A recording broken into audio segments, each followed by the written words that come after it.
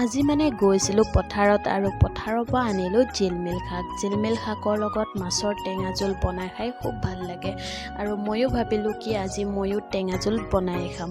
এয়া মই মাছখিনি ধুনীয়াকৈ হালধি নিমখ অলপ সানি ফ্ৰাই কৰি লৈছোঁ আৰু পিঁয়াজ নহৰু জলকীয়া কাটি থৈ দিছোঁ আৰু জলকীয়াখিনি শুকাই গ'ল বাৰু যিয়ে হওক আৰু এয়া মই তেল গৰম হ'ল ইয়াতে পিঁয়াজ নহৰু দি দিলোঁ আৰু তাৰ ওপৰত মই বগৰীখিনি দি দিছোঁ, অলপমান নিমখো দি দিছোঁ যাতে পিঁয়াজটো ভালকৈ গলি যায়।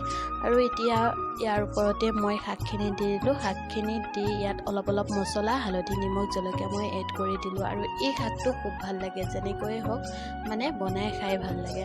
এতিয়া মই মাছখিনি এনেকৈ দি দিলোঁ আৰু মাছ দিয়াৰ পিছত ভিডিঅ' কৰিবই নহ'ল বাৰু, যিয়ে হওক লাষ্ট ভিডিঅ'টো আপোনালোকক দেখালোঁ। ভাতৰ লগত এনেকৈ লৈ এতিয়া মই বহিছোঁ খাবলৈ। আজিলৈ ইমানতে আৰু যদি ভিডিঅ'টো ভাল লাগিছে লাইক শ্বেয়াৰ কমেণ্ট কৰিব আৰু বাই বাই।